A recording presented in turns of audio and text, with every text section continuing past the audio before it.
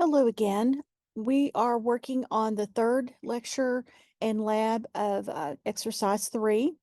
So I'm just going to go through some different things that you can do in Photoshop this time. And I want you to download the lecture exercises for for 3 and just work along with me. These do not have to be turned in. I just want you to understand what you can actually do with Photoshop. So let's start off with blur number 1. The reason I named it that is because there are certain ways that you can accentuate a photograph by blurring the background. In the olden days, you had to do a lot of masking and that sort of thing, and use these filters, which is menu filter, blur, and then you have a whole lot of different choices. Um, the one I've used a lot in the past was Gaussian blur. You can decide how far you want to blur it. It helps with the background sometimes if you want to make the background less, and then you have to do masking and all kinds of things. But I'm going to show you a way that they have made it a lot easier. I need to undo that because I don't want it blurred yet. So we go to the same place. We still go to filter and we go to blur gallery. Now, I'm going to go ahead and go to each one of these. Some of these I don't use very much. You're welcome to find out more about them if you think that they are something you'd like to use. But like I said, I don't use them that much. So this one is iris blur. I'm sorry, field blur. So you can make things blurred by making the blur more pixels, and you can do do several blurs, and it will, instead of blurring in the center like I had the first one, this one is blurring in the side. So it's something that you probably could use for a lot of different things. Next one is iris blur, and I do use this one occasionally. You basically have a circle within a circle within a circle. So you can take this, you can select it, click and drag, and move it to any place that you want to make the focal point of your photograph. And you can stretch these out. Let's not do that. Let's stretch it this way. If you grab the boxes, it tends to make it into a box. And I kind of want to keep a circular fashion here. So you can bring these little dots in, and this causes feathering. So this is where the edge of the blur starts. Let me just make this a little more obvious so that you can see what I'm talking about. Okay, so this is where there's a feathering. So let's say that we have 52 pixels of feathering, of blurring here. So somewhere between here and here, it is a gradation to 52 pixels. So you might start out with 0, and then halfway here you've got 25 or something like that. But anyway, you can see that it's a gradual, because if you bring these out to the very edge, you're making that gradient much smaller. So now you've really got kind of a hard line there. So this helps you fade out that hard line so that it's a little less. You could make this go out like this, and you could increase this and increase this, and then make these come to the very edge so that your whole flower is really clear and everything, and then the blur starts out past the flower. Okay, so you could use that on faces. You can just think of all the uses for that one. The next one is a tilt, and this you can make it tilt. If you've ever seen videos where that it shows a really sharp focus in the center, and then I can't make these things move very well. It's hard for me to talk and do sometimes.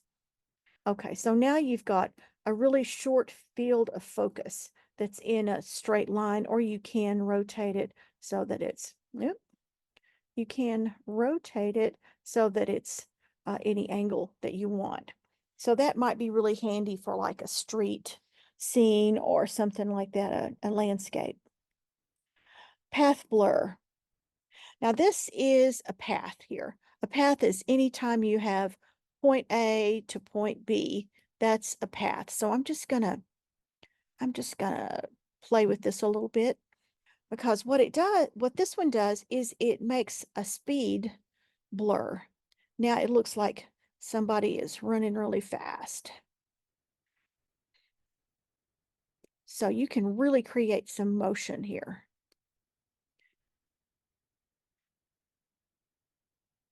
And you can, oh, that one's really fast. Okay, so anyway, I'm not trying to tell you what to do on this one. I'm just saying play with it so that you can see and you can make the motion go any direction you want to. So this one could be really great if you're wanting to create a lot of excitement and motion in your photographs. All right, so now we're going to look at spin blur. Now this is something that like, let's move this out. Well, I'll just do it here. I'm going to go really fast. See how that just creates a lot of motion? I mean, it just creates an entirely different shape altogether.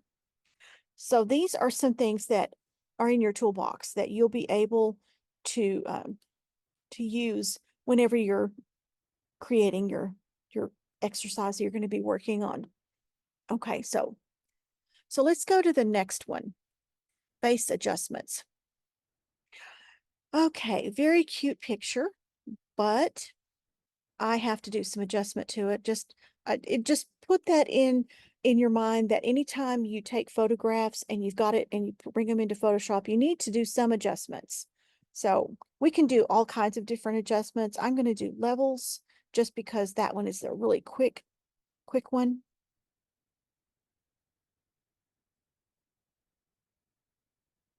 Okay, let's see. See, that gives it a lot more uh, punch and everything. I could do a lot more to it, but that's not what this particular exercise is about. What we're going to do with this file is we're going to do some face adjustments. Have you ever taken a group photo and everybody's smiling in it except for one person and they're frowning? Well, I have the fix for you. Go to Filter and go to Liquify. That is not a very intuitive name, and I don't know why they named it that. So I'm going to give you a little rundown of this particular dialog box. So we have, let me turn these up so we can see all of this stuff at once. If you had a bunch of different people in this photo, it would have a face number for everyone. Like if there were 5 people, you'd have 1 through 5, and you would need to, you couldn't do a global kind of fix for everybody. You'll have to go one by one. So first of all, I'm just going to go over this really quickly. You can change the eyes, and I'm just going to do this for a little bit and turn off the preview. And you can see it makes a pretty big difference in the eyes. I'm going to put this back to 0. So if somebody's eyes are kind of shut, like they're looking into the sun and they're a little bit squinty, you can kind of adjust it so it doesn't look quite so much. You can do eye size, height, width, all of those kind of things. You can play with this. The nose, you can actually make the nose completely different. I mean, it's crazy how many things you can do to the faces. I guess we are kind of liquefying their face, aren't we? Now, mouth, this is the one I've used the most. And I have to warn you, this is kind of like one of those bad magic tools. Don't use it for bad. Don't make people ugly on purpose. Just don't. It's not a nice thing to do. But if you want to give them a little bit of a more of a smile, this is the tool for you. I'm going to go all the way up here. And you can see that's pretty exaggerated. So you can come down a little bit, go to the very end, and then get it to where it's still looking natural, but it's a little bit of an improvement. Okay. And so you can make the mouth a different shape. You can make the width different.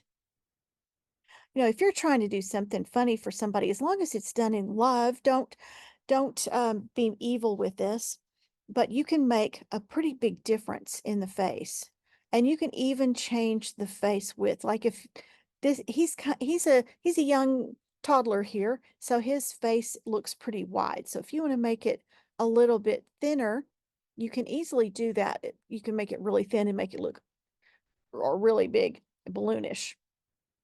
So you can make some pretty good changes here. Now there's some other tools over here that, let's say that you wanted to make this collar not quite so sticking out here like that. You can move things, you can, either way, you can move them so that they're not quite so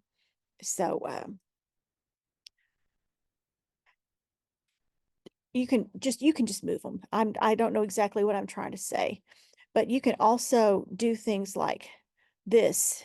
If you don't think that your tools over here are quite enough, you can use these.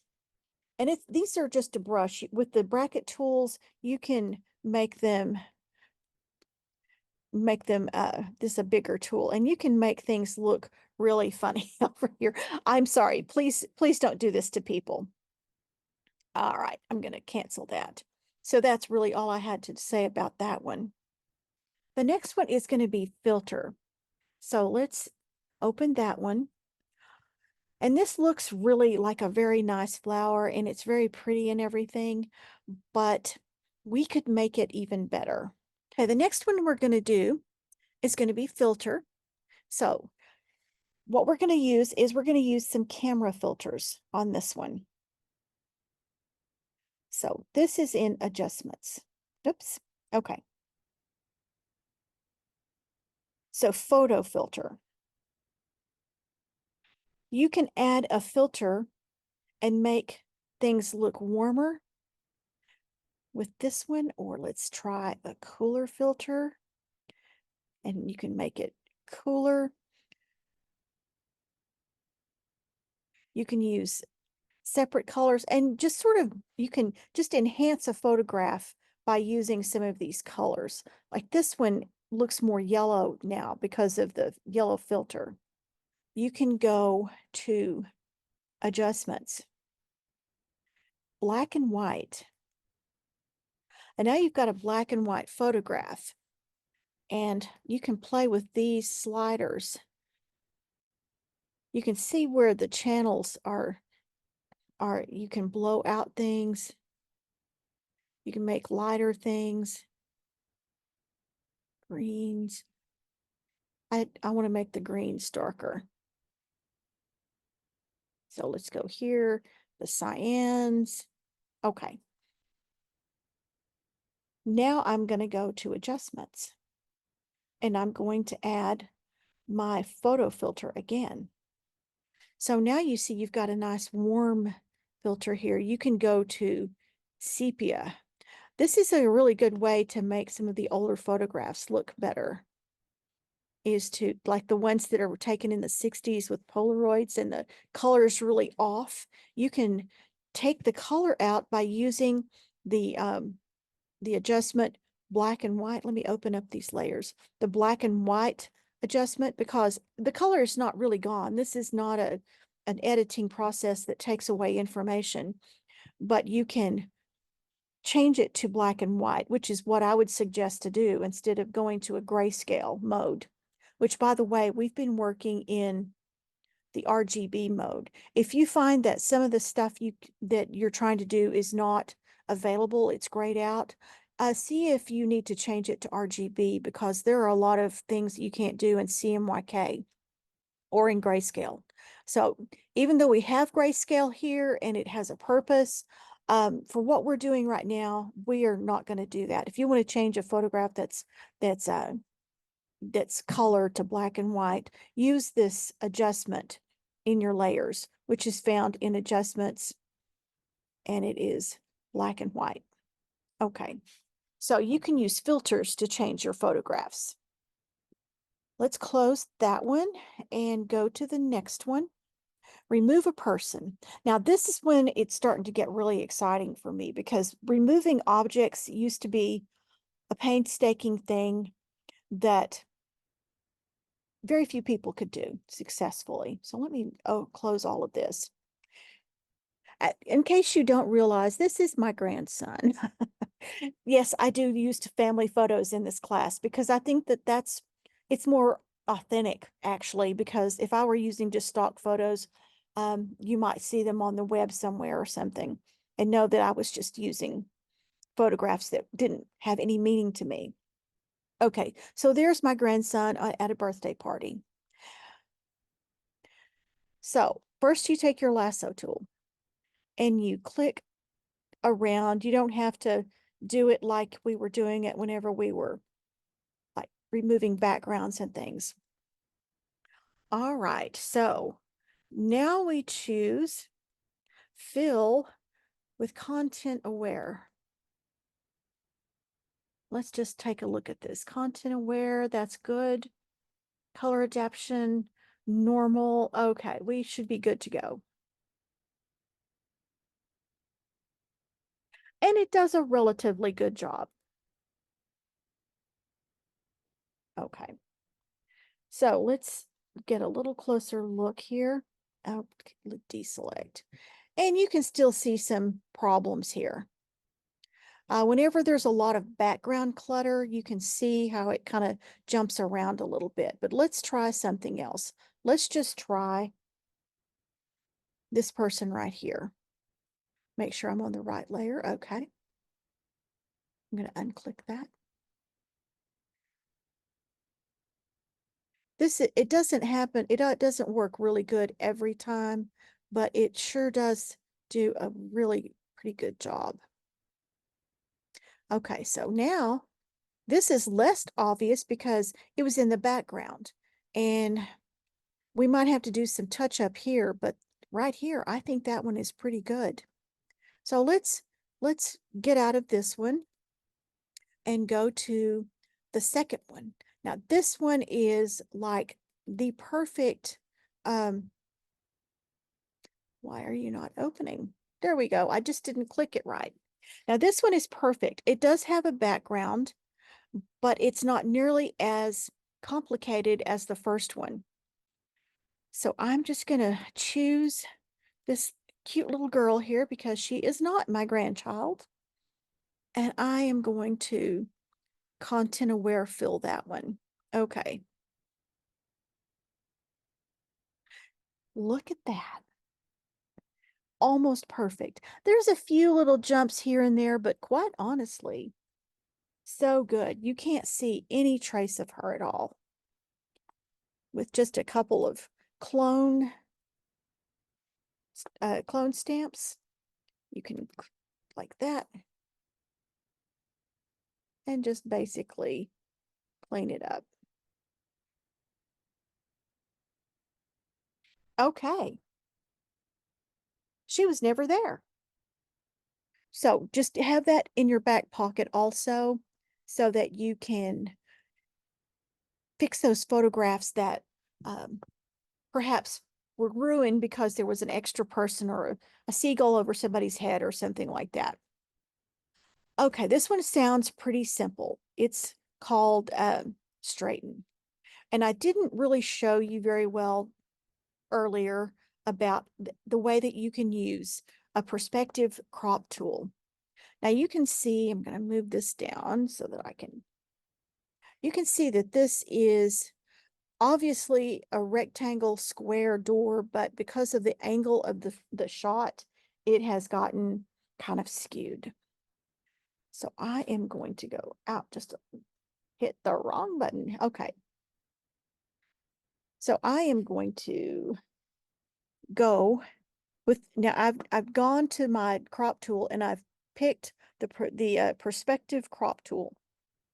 So I am just gonna give it a little air. I'm not gonna get right on the edge of that awning, but I'm gonna click here and I'm trying to keep the correct angle of the awning. And now I'm gonna go down here and I'm trying to make my line, my blue line there, parallel with the edge of the door. So I click again, and again, I'm trying to keep my lines all parallel. Okay, so if you click in some sort of fashion like that, then it's going to be pretty close to what I did. So let's see what I got. Now we've got a straight door. So that's a really good tool that I had forgotten to mention to you guys. So anyway, here's what I want you to do. Well, we're going to just do this anyway. This is going to be a montage. So I have my background. So I've got both of them open. I'm going to just select that, copy, and paste on top of it. I'm going to select the subject, and it does a pretty good job. Let's just look a little closer. For some reason, I have got some extra things here. And I did it the wrong way. We need to do the shift key. Sometimes I have to get my bearings because there's so many different things you can do.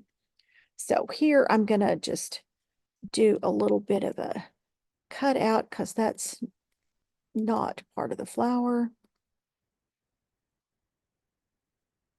Okay, pretty good. So I could go through the select and mask, but I'm just going to put a mask on it. So now it's all open and clean, and we can do something that has some sort of weird meaning. We can either just leave it like this, or we could maybe do some adjustments. I want to do an adjustment to this. I want to make this brighter than it is. So I am going to select that, adjust it, and I want it to be brightness. I want it to be brighter. So you notice that I'm on top, and so I'm changing everything. Okay, so let's get that flower where we want it and say okay. Now you looking at our layers, I want to make this background darker without changing the way that the flower has been done. So what I'm going to do is I'm going to select the mask on the flower. Then I'm going to go to channels. Now open this up a little bit so that we can see all of it. So we have our different channels. Now this is all three on at the same time. And then if we start turning things off, we can see that the colors are changing. But here we have a fifth one. So I'm going to select that. And here are some, it's those little dashed lines. It's like the marching ants. And this is loading a mask selection. I wanted to let you know that because sometimes you might want to copy a mask onto another layer. And if you have already masked it and turned it off and gone on, it's not lost. You can go back and you can reactivate that. So I'm going to go back to my layers. And if I want this to be the only thing that gets that adjustment and the background doesn't get it, I need to do this. So I'm gonna make this inverted. Remember, you can go up to select, do an inverse, and now I've got marching ants on the outside, on the border, and then I've got it around the flower too. And I'm going to fill that with black. So now you've got a mask that is actually showing only the flower, just like this has only the flower. So if let me just deselect that for a second. Now, if I turn that off, you'll see that the flower is the only thing that's getting that adjustment. So if you want to have an adjustment that only affects one item, that's the way you do it. So this is kind of leading up to an exercise that I want you to do. So I'm going to turn these off. So the next thing that we're going to do is something called LabCat. And this is the part that you need to turn in. So let's look at what's inside of LabCat. This is for you to turn. So let's open this up. I'm going to open this example up with Photoshop so that you can see it. Okay, so now we're in Photoshop and I am showing you this example.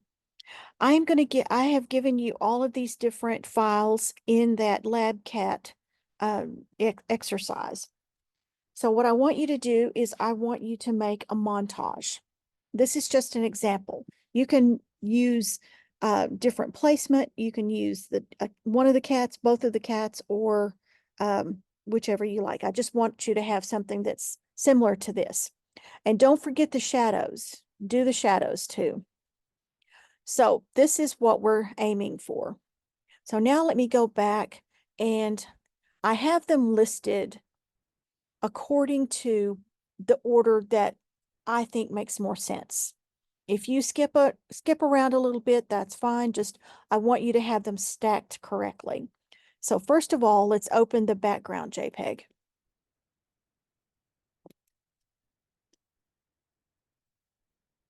There we go.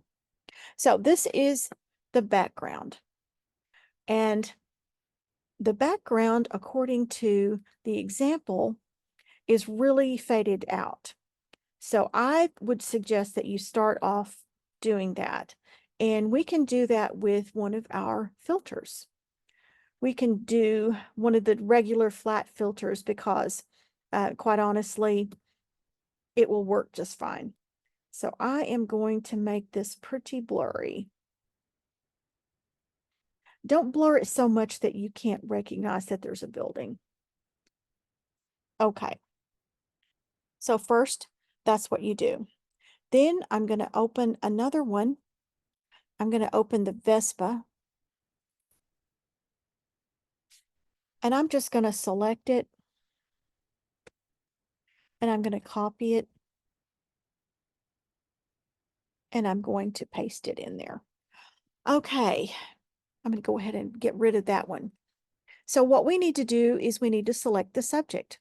So we can click and we can see that it gets it pretty well. And what I need for you to do is just clean those up. So you use all of your skills to clean that up. And so then after you get through, you place it, and I'm gonna deselect that. So I'm not gonna clean it up. I want you guys to mask it and clean it up. So you can put it over here. You can make it smaller by going to Edit, Transform, and I would say Scale. And you can use these scale things up here. Just make sure that the scale is locked because you don't really want to make it askew. So let's make it 75% of what the size is. So now it's smaller. So you can put it like right here. Done. Then you bring in the next thing that's going to be in here. So let's put the cat on there first. And you have a choice between this cat or this cat. The example I've shown you has this cat, and I like it because it looks like he's got his hand on the handlebars. But if you want to use this one, that's fine too. This one is probably a little quicker to mask.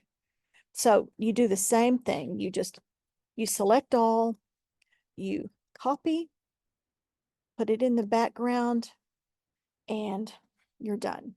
So then you select the subject, and then I'm just going to do this really quickly here. And you get rid of the background. And I'm going to do that on this one because it's just driving me crazy that it's not masked. So I'm just going to do that really fast. But I want you to take care and make sure that you are doing your best to get this cat and Vespa looking really good. Okay, so we have the cat in the correct place.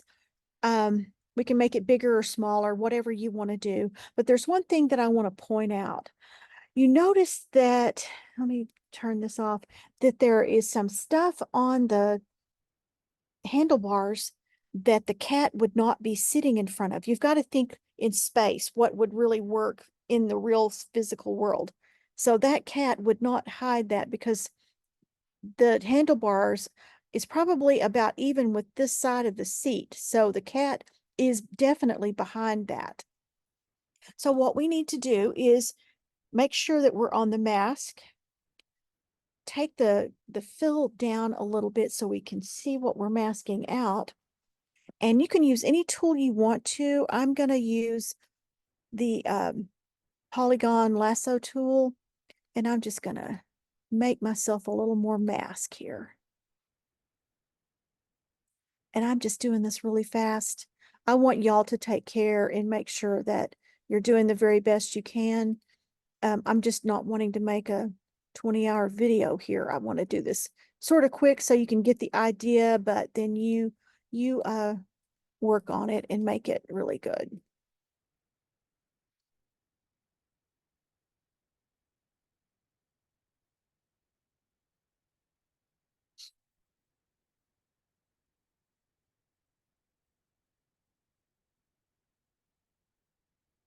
All right, then I can use my Option key to cut this out because this is not going to be a solid thing. We need to make sure the cat shows through.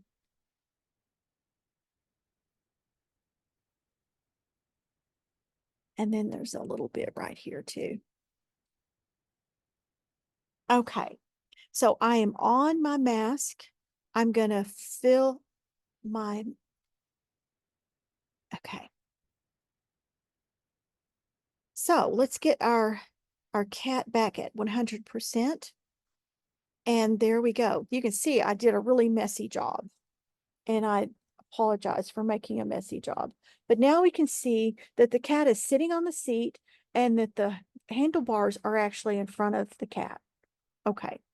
So then I want you to fill in like the cap. I want you to bring the cap in. I want you to bring in the Red Bull, a straw. You can use those glasses or these glasses on the cat. And I want this to be a sticker that goes on the side of the Vespa. So I am not going to show you how to do the rest of this because it's kind of a repeat thing after you get started. So remember, I want you to build it like this. And here's an example for you to look at if you feel like you need to look at an example. Let me close that. And after you get finished, what I want you to do is I want you to save that as a PNG, and I want you to upload it back to Blackboard. You don't have to upload any of the exercise photos that we used. The only thing you need to turn in is this cat lab, the cat on a Vespa. That's all you need to turn in. So next time, we're going to talk more about a project that you're going to be doing to wrap up Photoshop. And until then, I'll talk to you later.